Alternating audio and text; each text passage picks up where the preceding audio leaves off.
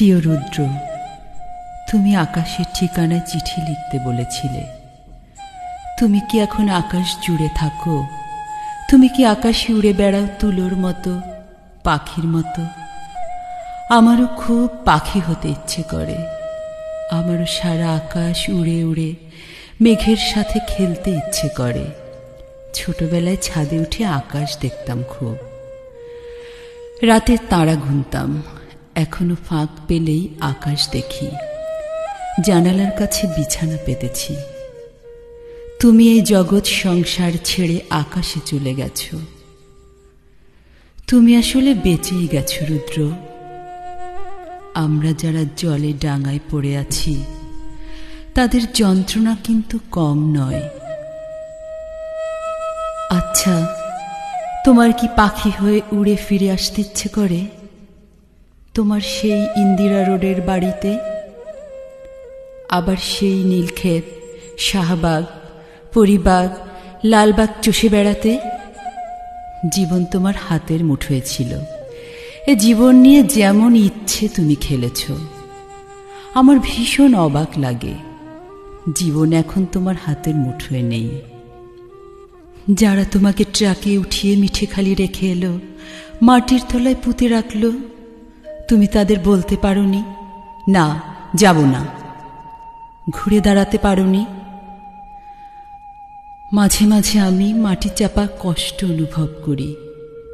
মনে হয় আশপাশের মানুষগুলো আমাকে আস্ত পুঁতে ফেলছে মাটিতে। আমার চোখে আলো পড়ছে না, আমি কথা বলতে পারছি না, শ্বাস বন্ধ হয়ে আসছে।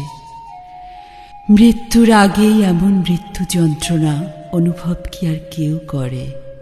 আচ্ছা, তুমি বেঁচে থাকলে কি দরজার বাইরে একা দাঁড়িয়ে থাকতে দিতে আমাকে?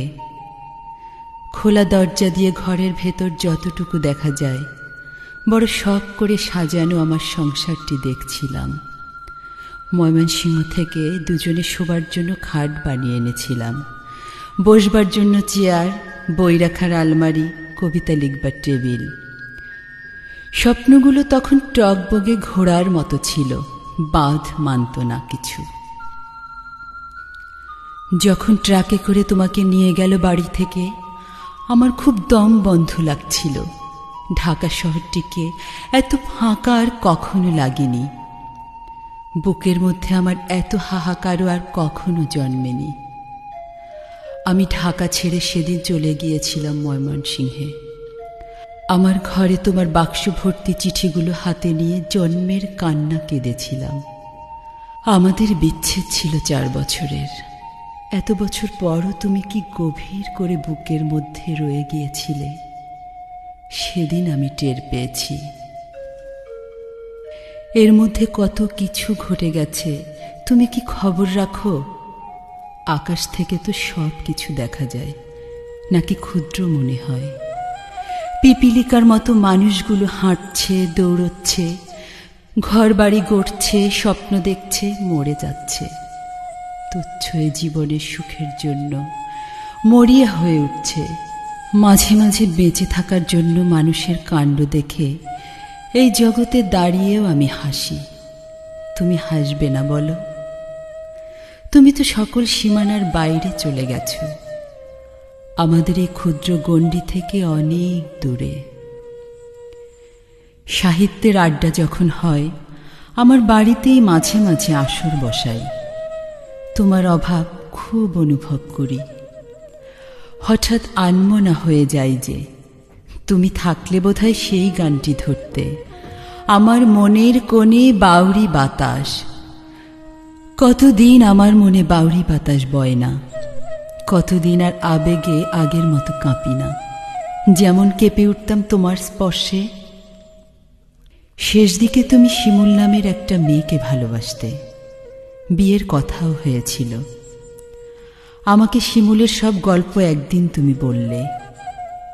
তুমি বোঝনি আমার খুব কষ্ট হয়েছিল।